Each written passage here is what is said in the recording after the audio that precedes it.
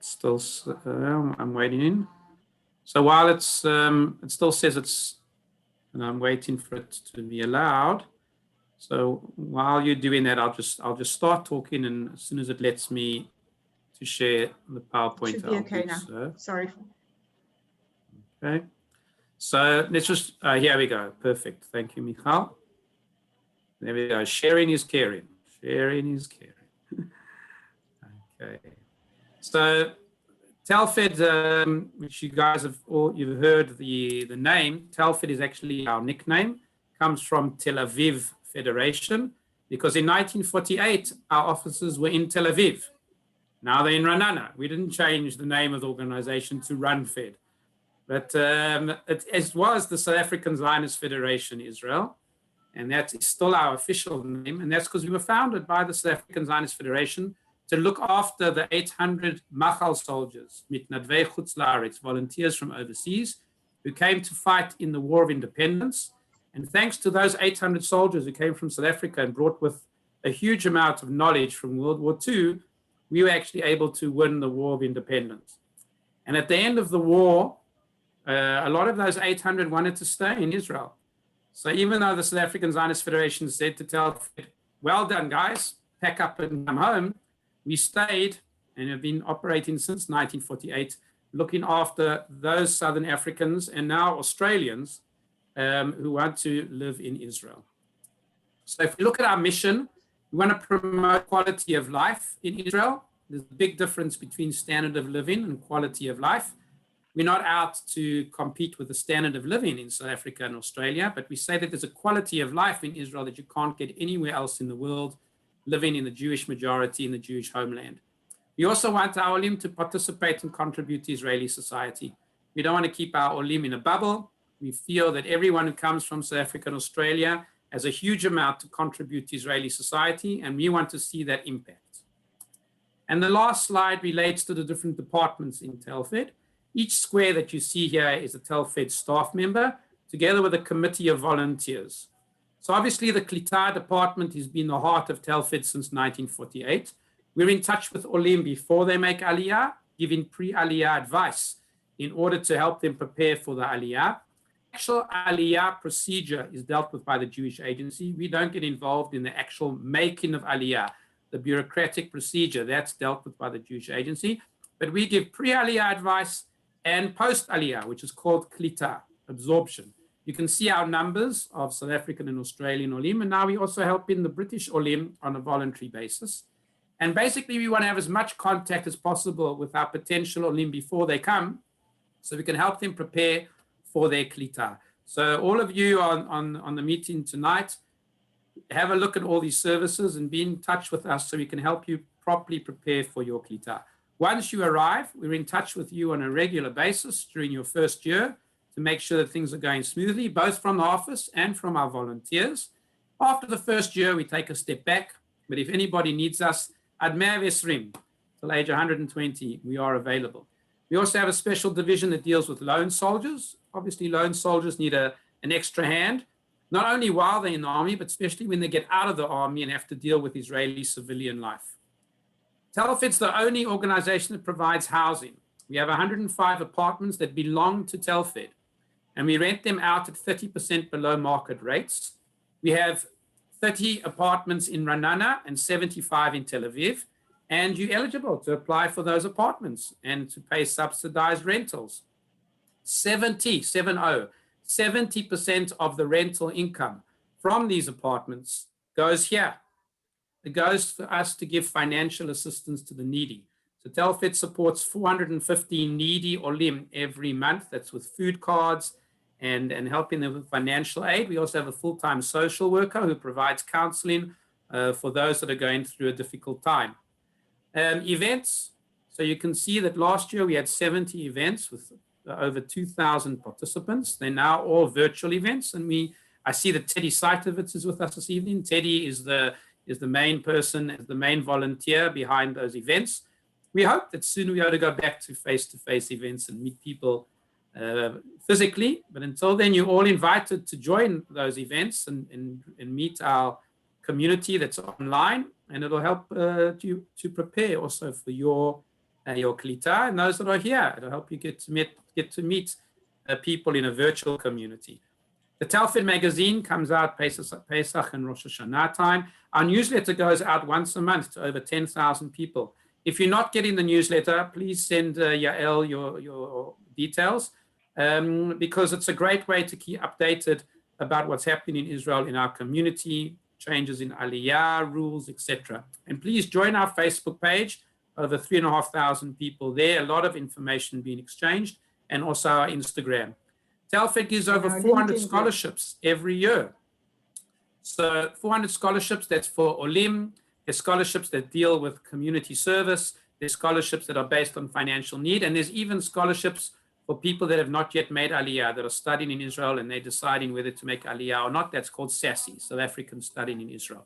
Our volunteers, as I said, each one of these squares is a staff member together with a committee of volunteers. We have regional volunteers all over the country. So if those are yet to make Aliyah, if you want to go make Aliyah in a certain place, please be in touch with us. We'll put you in touch with our volunteers in that area, and you can discuss with a South African Australian that's made Aliyah what it's like to live in that area. And as you can see in this photograph also, we have a special volunteering program teaching English to Ethiopian Olim. And the last department, which we all know well, and thanks again to Michal and Yael, that's our employment department, employment counseling pre and post Aliyah, seminars like we have in this evening, and mentors. Also, we have successful Olim that are there that have volunteered to be a mentor. Please God, when you guys are also successful in your field, you'll volunteer and become mentors to help the new Olim that come. And the last thing I wanted to say is that, when you're in Israel and you've landed your dream job and you're making a great salary, or you own the company, right? Or before that, please remember that there's a good organization, Talfed, that 40% of our budget is dependent on donations. So please keep us in mind when you want to make a donation to a really good organization that's helping Olim from South Africa and Australia. Have a very good and informative evening. Toda rabah to Hilton and Erev Tov, and I send everybody blessings for good health. Toda rabah. Okay. Thank you, Doron. Thank you very much. Okay, so we can start our webinar. And I would like to start by introducing Hilton Burke, originally from Zimbabwe. Now there's a high-tech Israeli person who will give us some background and tell us his story. And we will get into what's going on in the high-tech world these days and how it can be interesting and relevant for you. Our moderator today is Michal Merton, our career counselor, who some of you have already met. And if you have not, you are more than welcome to contact us after the webinar. I hope you'll feel free and comfortable to open up your cameras, ask questions. You can write them in the chat. We will be seeing them throughout and try to answer them throughout. And if not, at the end, there will be time for questions. So this is a webinar, this is interactive. It's not just a lecture. Please, Michal. Hey, hi, everyone. Nice to meet you. And thank you for joining us.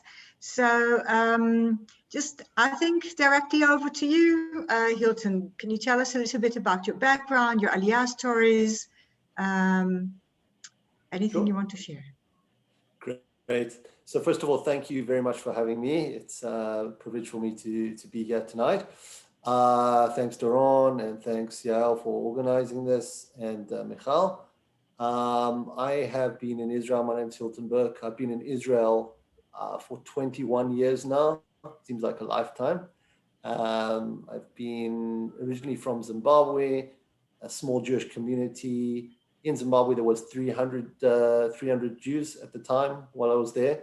And my joke that I still use today, even though there's not 300 Jews there, I always say, yeah, there's 300 Jews from Zimbabwe, and now there's 299 that I'm here. But unfortunately, there's only about 40 Jews left in Harare, and I think around about 15 to 20, Doron was saying, in Bulawayo. So it's a very small community. But it was a privilege to grow up there. I grew up in Harare in a Jewish, we had a Jewish primary school. We didn't actually have a Jewish high school, but what we did have was informal education. Habonim Dror, which I was a strong member of Habonim Dror, a Zionist youth movement, which I think is what, in the end of the day, actually brought me to Israel. I made Aliyah in 2000 with four other people from Habonim Dror, and we moved straight to Kibbutz Torah. Kibbutz Torah was the first year which we spent in Israel. Volunteered, got to kind of know what Israel was about, did an ulpan, learned a couple of words in Hebrew, and really enjoyed the time on kibbutz, especially integrating into Israeli society. For me, it was a smooth landing. You know, some people go to Tel Aviv or to Ra'anana or to Haifa or wherever. But because I had a garin, we went, all of us, to the kibbutz and did it all together. After a year, I went back to Harare for a short period, for a month, so that I could actually really make Aliyah from Harare. I then came back I went to Tel Aviv. I moved to Tel Aviv.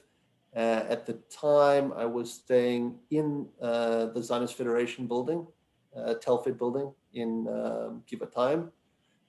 I was there for, I think, a year. I stayed there before I actually went into the army. The first thing I had to do when I got here after the kibbutz was to find work, because coming from Zimbabwe, the currency devalued quite a lot, and there was, I didn't come with that much money to Israel. So the first thing I really needed to do, like a lot of Olim, is to go and find a job. So where did Hilton go? Hilton goes to the Hilton Hotel. I went to the Hilton Hotel. I started waitering there. I was waitering for a year, getting to a few shekels in my pocket so that I could live, pay the rent. I actually didn't come with that much money. So I used to actually, in the very beginning, while I was doing ulpan, I would have a sandwich a day, just to make sure that I was okay. That's all I could afford. But then when I started working, life started getting better. The one thing I realized, that when you get to Israel, you shouldn't be afraid to work hard. You should put everything, when you make Aliyah, you should make sure that you come prepared to work hard. And that's exactly what my mindset was. After that year, I went on to the army. I went back to Kibbutz Torah as a Chayal Boded, a lonely soldier.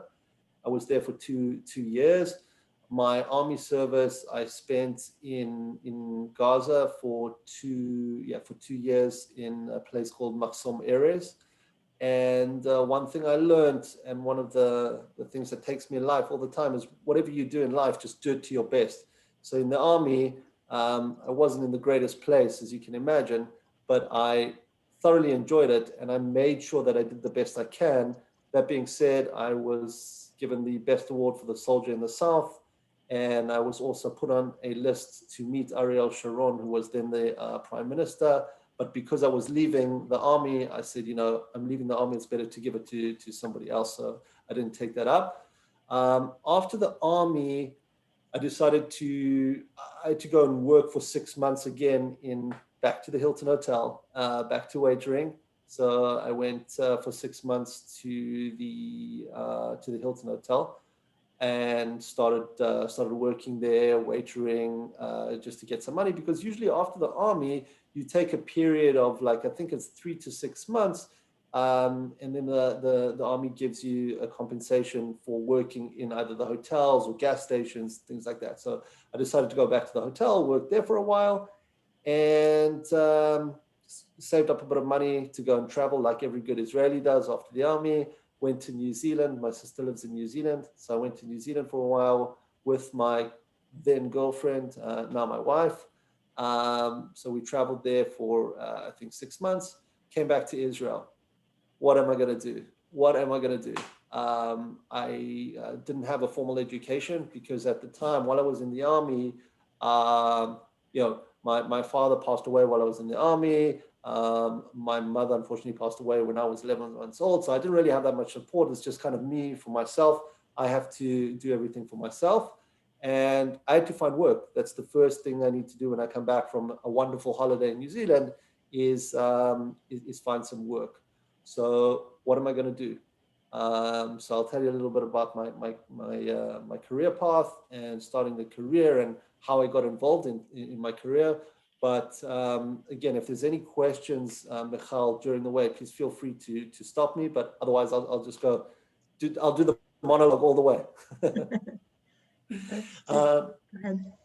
Okay. So after that, I came back from New Zealand with my wife, went to go and study. She studied her degree in Yoetzet Chinuch, which is a educational counselor.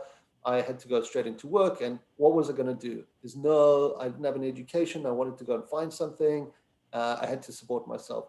So luckily enough, my brother, Ronnie Burke, has a lot of connections. He's a social worker in Gadara, and one of his close friends, Stephen Friedman, worked in the high-tech world in a company called LivePerson. And Ronnie was on the phone to Stephen and said, my brother's actually coming back from New Zealand. He's looking for a job. Do you know of anything that's available? And I was very fortunate that Stephen said, actually, we were employing online chat operators. You didn't really need any qualifications, any education. All you needed was English.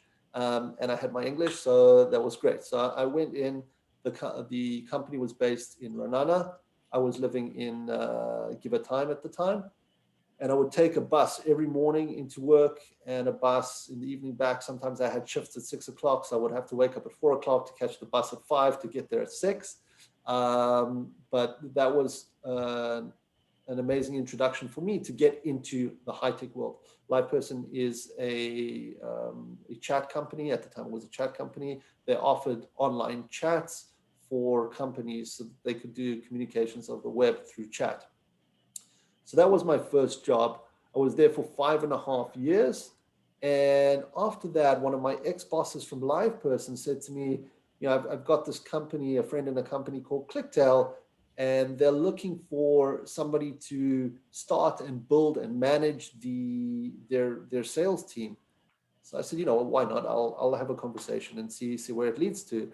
I had a conversation with the CEO and the VP of sales, and I ended up getting a job at a company called ClickTail, where I was number 25 in the company. And the goal for me was to bring in revenue and then sort of build a team.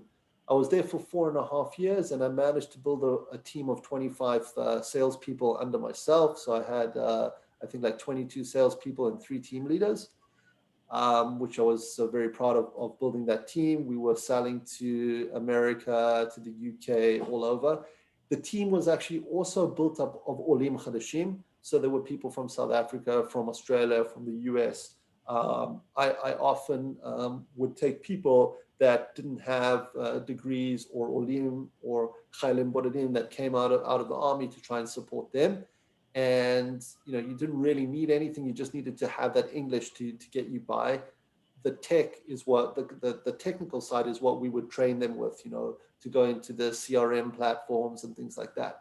So that was a very nice journey. I spent another 4.5 years there. And after that was my dream, after a long time, to found Hilton, my can own... I stop you with a couple of questions regarding that?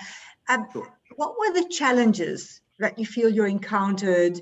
You got a leg up with a friend of your brother's, but in the job, what were the challenges? Were there any skills that you feel were paramount to your success? Absolutely, great question. So I think for me, I didn't come from a technical background. And I didn't know what touch typing was. So I was, typing with one finger and getting used to, technology. There were all these different platforms that you need to learn about. And I was struggling with it. I really was struggling in the beginning to learn about all these different platforms. There were so many of them. And just to work my way around that. And every day, the more I did, the more I learned from my boss. I would learn from my boss what these platforms were, what the technology was about, and to learn the value proposition of the company. Those were the main aspects. And then after that, I would go home and I would read a lot about some of these companies, about their competitors, and try and understand what the industry was about. So my biggest challenge in the very beginning was kind of not being technology savvy and having to learn about it. So I actually forced myself into it. And then I actually really enjoyed it once I got into it. But it was very challenging for me, not coming from a technical background. Based on your present experience, what would you say are the most common positions available to people who, like you, have no computer science or technology background? And how can someone planning their aliyah or want to transition find a way into high tech? Can you say any steps that they can take? Sure. So today, I mean, we'll carry on with where I left off from that company to founding another company. But I think when Olim come to Israel and you're looking for a job, there's a couple of things that I would give advice of. The first thing is LinkedIn. LinkedIn is a wonderful platform that does wonders. Everybody needs to have a LinkedIn account. And feel free to add me on LinkedIn and add Talfed on LinkedIn after this conversation.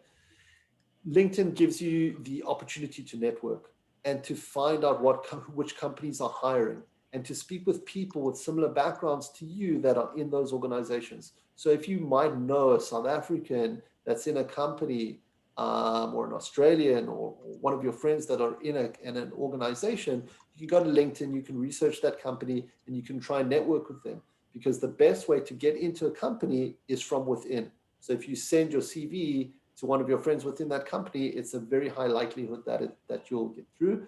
You can also, a lot of people ask, should we take courses? What sort of courses should I do? Should I go and spend, there's a sales course here that I think, I've heard cost 10 to 12,000 shekels. I'm not so keen on recommending people to do those courses, because at the end of the day, in Israel and in high tech, unfortunately, people are hiring for experience and not the skill set. That being said, there are companies that are willing to take you on and coach you, because there's a shortage at the moment of sales and business people. So they want to coach people and build them into your careers. So networking is the first bit of advice. The second bit of advice is, do research on these companies and try and reach out to people within those organizations.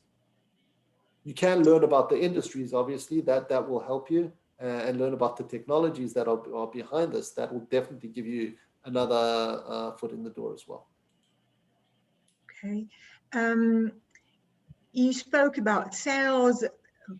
Are there other positions, type of roles that people with no technology background that are in demand? And we had a previous question about the range of salaries from entry level to experience.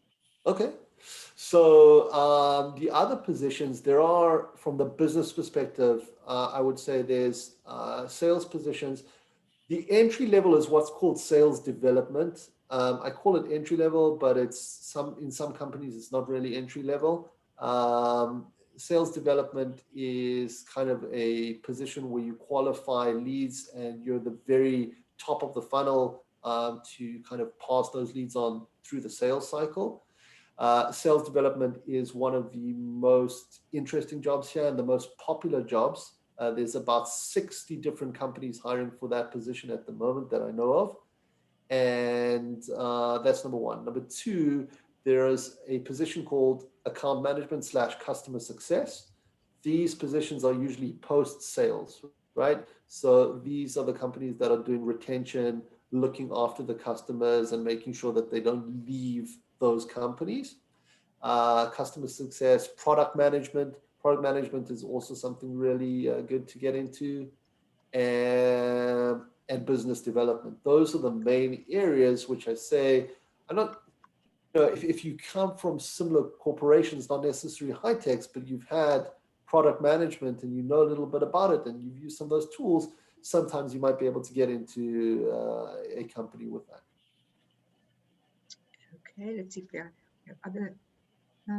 Okay, so how do we get around the issue of companies hiring people with experience and we don't have the experience or enough of it? Amazing. Great question. That always comes up with me, and I try to introduce people. I've been after. I'll just tell you a little bit after my stint at ClickTel. I had my own startup for a while, which took a long time. I don't recommend anybody to come to Israel and build your own startup. I think after a long time, after 5 to 10 years, when you get into that mindset, then great.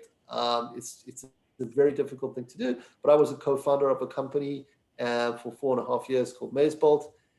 And what I can say is that a lot of these companies, a lot of the new startups, they like to take people without experience so that they can build them into those particular positions. So for example, if they want a sales development person in startups, they'll bring somebody in and they'll say, okay, we need you to do sales development, but we also want you to do maybe a bit of the marketing.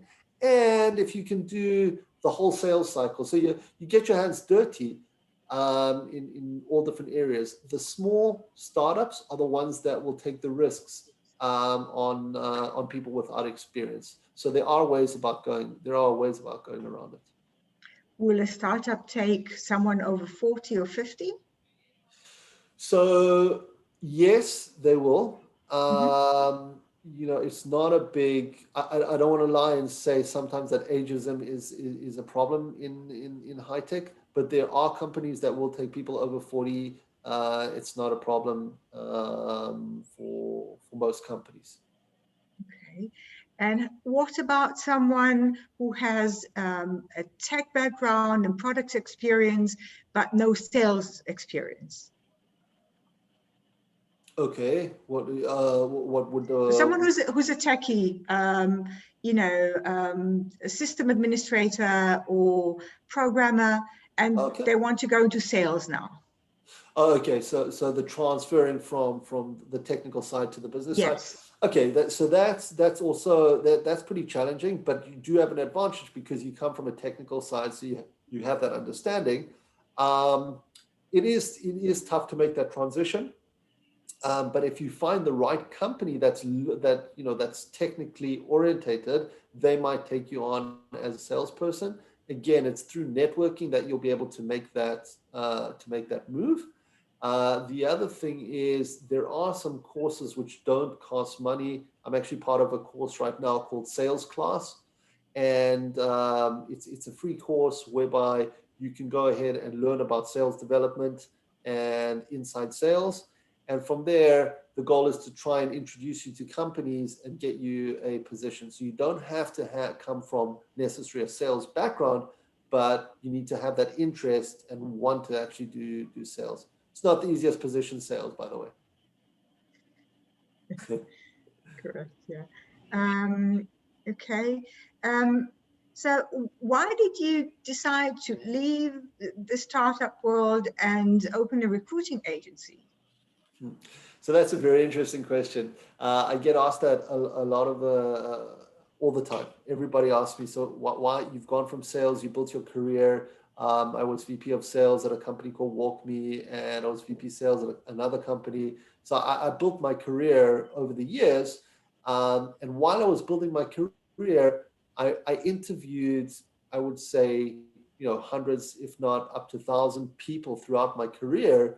And I understood what companies are looking for, what sort of characters people are looking for. And that got me to thought. And obviously I like putting people into positions and getting them satisfied to get a job. But the one, I just lost my chain of thought. The one thing and the main reason I wanted to do this is because I have a passion for helping people out. And I know a lot of companies here. It's not easy to open up a recruiting agency here. There are a lot of recruiters in Israel.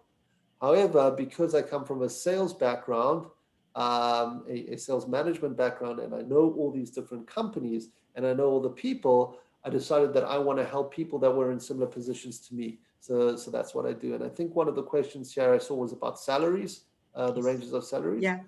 The ranges of salaries are very different. I mean, again, it depends on experience. So the entry levels, you could talk about between 8,000 to 10,000 shekels a month. And then, they go right up to the 20s, 25,000 shekels a month. But that's with a lot of experience. If you have 5 years of experience, you can get those sort of base salaries plus commissions. But in the sales world, what I can say is that the salaries are very rewarding after a long time. So, if you start down on the low end, don't be afraid to start on that low end and you will grow. I never once in my whole career asked for a raise. It automatically came to me because I proved myself. And I never asked once for a promotion because I worked hard and it came to me automatically. And that's what I think. If you have a mindset of working hard, it will come to you automatically. So the ranges are on the startup side, I would say between 10 to 15,000. And then, if you have a couple of years experience, I would say 18 to 22,000. I would like to add that these are all before tax, these salaries. Yeah. Exactly. Hilton, can you talk a little bit about the advantages of English and the problem with the language barrier if you have no Hebrew or basic level? How good should your Hebrew be, and how is that a problem or not? Okay, so that's a very good question as well, because a lot of people say, I've come to Israel, I need to have Hebrew. Yes, you do have to have Hebrew. It's good to have Hebrew. You go to the shops, you deal with the bank. I'm not saying don't learn Hebrew. Yes, learn Hebrew. You're living in a society where everybody speaks Hebrew. The culture is, Hebrew is everywhere in Israel. So you should go to an Ulpan, you should learn Hebrew. However, in my work environment, in the last 17 years, I've never spoken Hebrew. I've never spoken Hebrew in my work environment. However, when I speak to customers in in Israel, in Bank Hapoalim, I will speak Hebrew. But most of my work is facing the European countries, facing America. So I spoke only English. My manager was English. My team members were speaking English. I didn't really speak Hebrew at all, which is a good and bad thing, right? You're in Israel. You want to speak Hebrew. You want to learn the language. So don't think that you can come here and not speak Hebrew. But it's not a barrier. It's not a barrier. You can find work, and sometimes it's an advantage.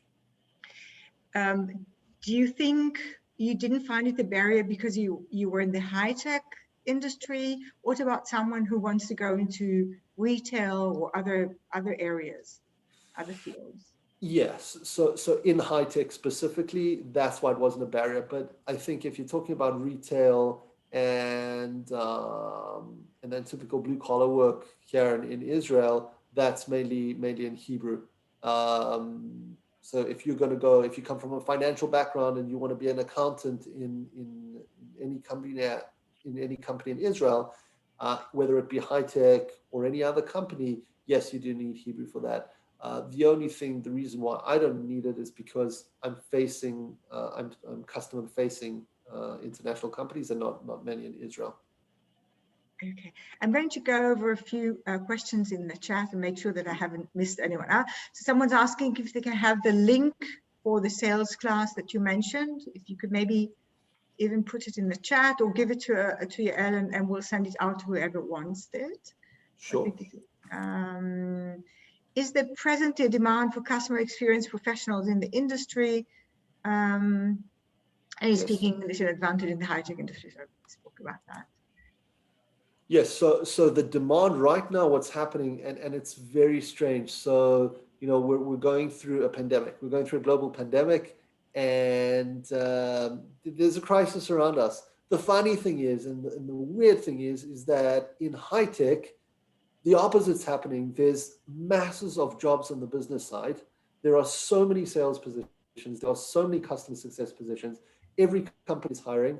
I head up a organization called Secret Tel Aviv. I head up the recruiting for Secret Tel Aviv. And on there, we have 2,500 jobs, which means that the market is overflowing. This is more than pre-COVID days. So in the beginning of COVID, there was a lot of companies that were letting people go and sending people on khalat and going out of business. Today, 1 year later, companies are growing and there's so many positions open and the pressure's on from venture capital. There's so much capital out there. There's so many companies that are getting, fundraising. Lots of money is pouring into these companies. So there are jobs. It's actually, thank God, it's overflowing at the moment. I don't know how long that's going to last, but there's a shortage of good people. So hopefully maybe one of you will be able to be one of those people.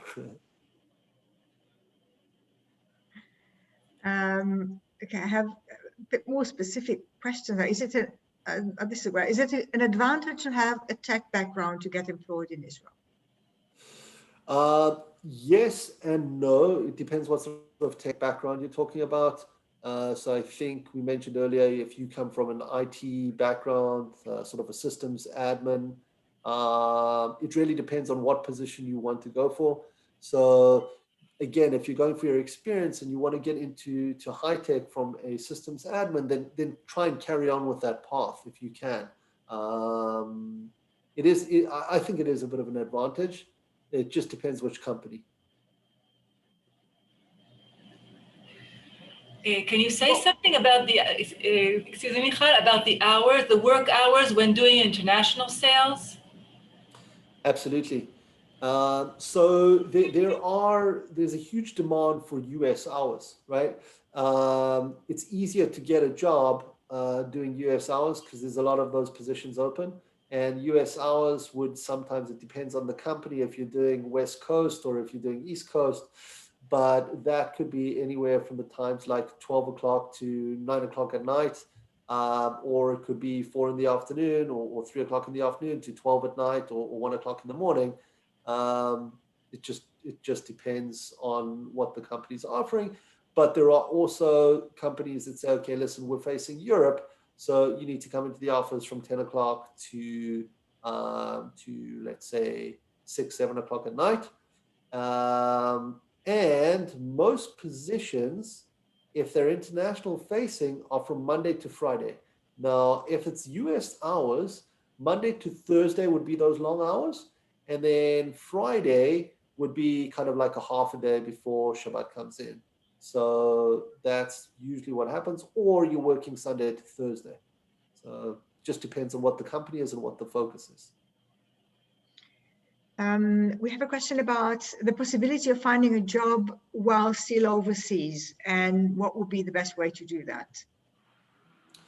Okay, so that is an interesting question because a lot of the time, especially now that we're on Zoom, a lot of the time, I think Zoom has made the world a lot closer.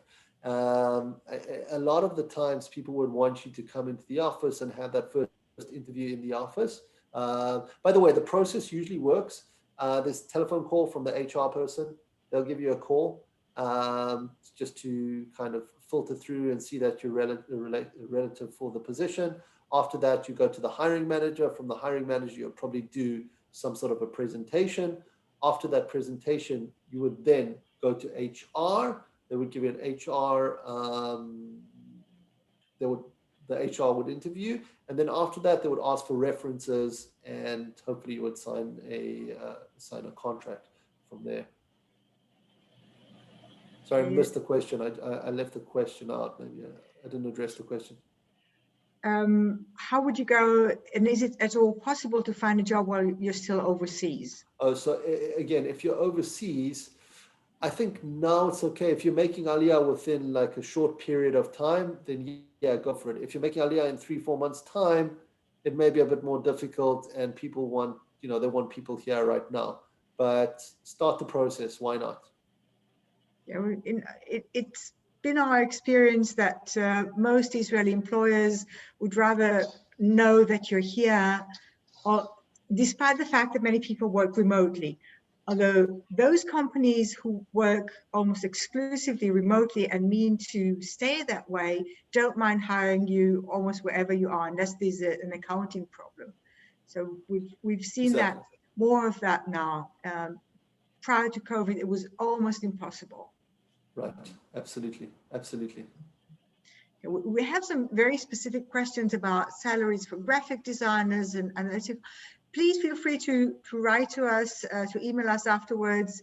There are salary tables that we can share with you and give you specific information about your, the type of job that you're looking for and how to, what will be your first steps. Or Hilton, would you like to address us? What would be the first steps? I've recently made Aliyah.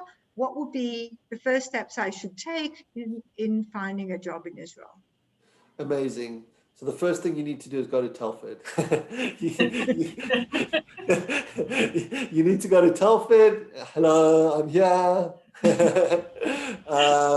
And then, the Telford will give you a good understanding of number one, career, number two, accommodation, number three, they'll put a lot into perspective for you and give you a lot of advice, which is phenomenal.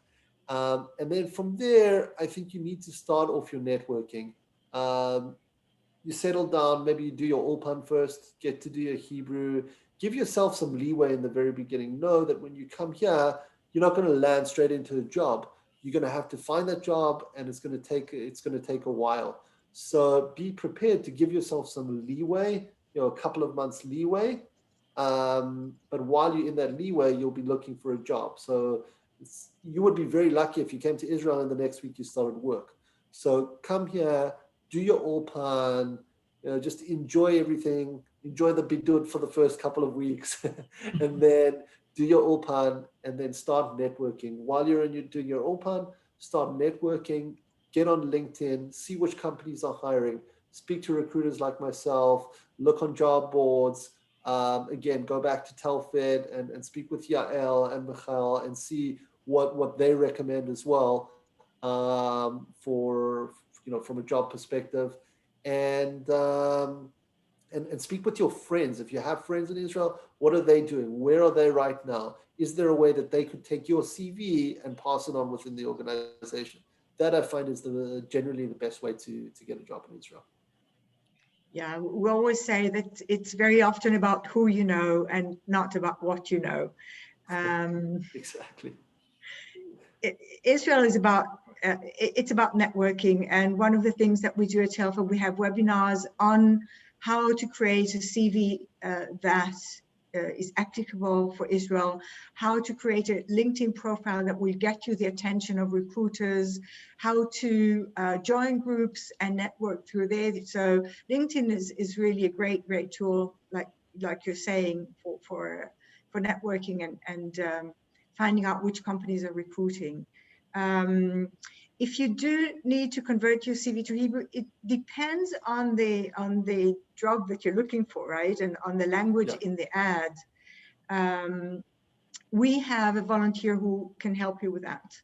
So once your CV is up to par, we can get you in touch with our volunteer, and he'll be happy to help you convert it into Hebrew. Let me see. Is it possible? Okay. Many times when applying for work, a degree is mandatory regardless of successful sales experience. How does one overcome this? Again, I think it's totally different now here in Israel, especially. I don't really think that they look into the degree. It's good to have a degree, but I don't think they look in that. They look into more your experience and what your potential is. So that's just my thoughts. A lot of people I know have got into high tech and they don't have those degrees. It's true though that some ads list an academic degree as a must, but I absolutely agree that it's worth your while to just send your CV in, but do the work, do the network. If you can get your CV in not via the ad, that will give you a leg up. And we have similar questions. I was told that it's not so important to have all the skills for a high-tech job, and it's also a personality fit with the company. How true is that? Also, when you see a job ad, how important is it to have all the skills that they ask for? Okay, that's very interesting. So how important it is to have all the skill sets. Look, I often say to companies that I'm working with, and I work with a lot of high-tech companies here, I always say to the recruiters in those organizations, I'm going to try and match the person to about 80% of the job description, because you will never fill that whole job description. But if you can get to around 80%, then that's great. And even if you don't, and you find that you really have the potential, don't apply for something that's not relevant, that's not in your skill set, but try and apply for something that's within your skill set and within the range that you think you can do well. Absolutely. I think one of the things that you can do is, if you can tailor your CV to match as many of those skill sets that they're required as possible, and demonstrate that you have them, that will give you a good opening in there. So exactly. Just try, try your luck. Yeah. Shoot for the moon. Okay. Yeah. Any other questions? Again, please feel free to join me on LinkedIn. I'm happy to answer questions. I'm sure same with Yael and Michal. So feel free to join with me on LinkedIn. Okay. One last thing, I see someone says that they applied for the sales call last week, but told it was full. Yeah, so the sales class is phenomenal. We were supposed to take on 25 people, and we got 150 applicants. So it's very, very popular, and we realized this was the very first one. So there's definitely going to be more courses along the way. So I'm sorry that you weren't able to get through to that one, but hopefully the next one. Okay. Do you have any insight into jobs in the digital marketing industry? Yes. So digital marketing is very interesting. If you come from a marketing background, there's a lot of different types of digital marketing positions. There's an ex-South African lady, her name is Beth Katz. I work with Beth Katz very closely. She is very connected to the high-tech world. She's a recruiter for the high-tech world here in marketing. I work with Beth, and we can help you get into digital marketing positions as well. Cover letters. Do you know what programming languages are in high demand now? I don't, to be honest. I don't really deal with the technical side. However, that being said, Java is a big thing. Python. Python is very good. Ruby on Rails used to be, but it's not so much anymore. I think Python is the main one nowadays. It also really depends whether you want to go into front end or back end or web design. Feel free to contact us. I'll be happy to give you some information on that. Yes, the question on cover letters. How important are cover letters in your experience? So cover letters, sometimes they work and sometimes they don't work. It just depends on the company and who you're sending to. A lot of the time, you're going to send your CV through. Let's say if you send your CV through, you go to a jobs board and you see 10 jobs you like, and you shoot your CV out to 10 different companies. A lot of the time, you're not going to get a response. A lot of these companies are so busy, and they look for certain keywords on your CV. So if you don't have those keywords, sometimes they bypass them. Remember, these people are very busy, these recruiters, and they don't, they have masses of CVs, so they go very quickly through the CVs. A cover letter sometimes does get you in. Just depends on the company. If it's a smaller company, usually they'll read it. Other companies, there's a system. They have systems in place, so there's no place to put your cover letter in.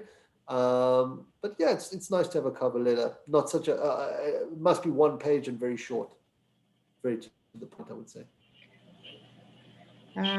I've seen ads where they actually ask specifically for cover letters, but it's seldom. But it's always, I think, better to err on the safe side and just send one in, like you say, short one. By the way, those systems that look for specific words on your CV are called ATS, applicant tracking systems. They are used extensively in Israel. Recruiting agencies they just don't have the time to look through thousands of CVs a day.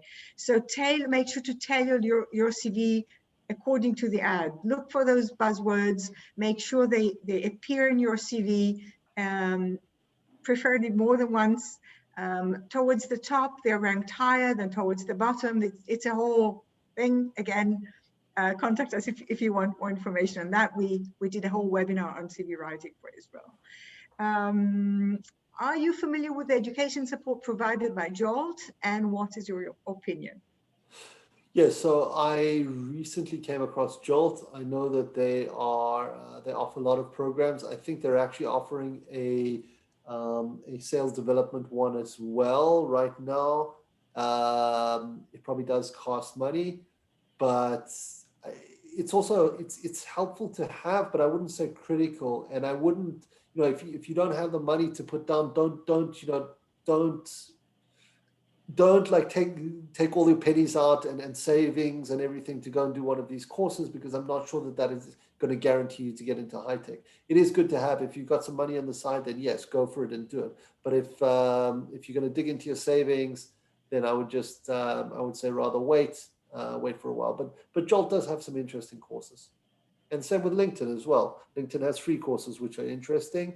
So go there and look on LinkedIn. There's also the voucher program, which the Ministry of Absorption supports, and you could get support, I think, of up to 7,000 shekels, is it, Yael? Yeah. So, look into those courses maybe first. Location, that's a very important question. How important is it to live in central Israel? Would being based further north or south or in Jerusalem affect your chances of getting a good job? Good. Location is interesting because right now we're in COVID, so everything's work from home, which is okay. However, they want post-COVID. A lot of companies are becoming dynamic and saying, listen, we're going to have 2 days from home and 3 days in the office. Because they've realized that work from home does actually work, and then it's actually better for the company that you work from home, although they do want you to come into the office once in a while, so to keep that kind of company culture and get everybody together. Location is important. If you're in Jerusalem, for example, you should be willing to travel to Tel Aviv or to Herzliya or to Netanya for some of the jobs. I think a lot of the companies I deal with are based in central Tel Aviv or in Herzliya. So just be prepared to travel if it's once or twice a week. Some companies even require you to be there 5 days a week. So I think location is important. Okay, thank you. Sure. Okay, if there are no other questions, I'd like to thank you very much, Hilton, for joining us tonight and giving us so many important insights. I've jotted down a few pointers, and we'll be sharing them with anyone who wants them. And if you have any additional questions, and as I mentioned at the top of the chat, we have a Facebook page, we are on Instagram, we have a LinkedIn group where we post events, webinars, and blogs. We have Telfed's website. We also have a lot of resources regarding employment and other services that Telfed offers. Thank you all for joining us. To you, Yael. There's just one last question there. I just wanted to ask. Are sales jobs commission based? Oh, that's very interesting. Yeah. Yeah. So there's the sales jobs are usually base salary and commissions. So you get a base salary and then a commission. And sometimes they'll ask you, in every job you'll go to, they'll ask you, what are your salary expectations, by the way? So be prepared for that. And in sales, they'll ask you for something called the OTE, on target earnings. So that's the base salary and commissions. So it could be 12,000 base salary plus 5,000 shekels commissions, which is 17,000 OT. Just an example, but yes, so they're base and commissions. And thank you very much for having me. Thank you very much, Hilton. It was really enlightening, I think. I would like to strengthen what Michal said. Please be in touch with us, with Hilton directly on LinkedIn, with us with any questions. We can also help you make the connection with Hilton. We hope to hear from you, and those of you who have not yet made Aliyah, to meet you one day in Israel when there's no more COVID and we can actually see you. Thank you very much for joining us. It was a pleasure. Good evening. Erev Tov. Thank you. Good evening. Bye-bye. Bye, everyone.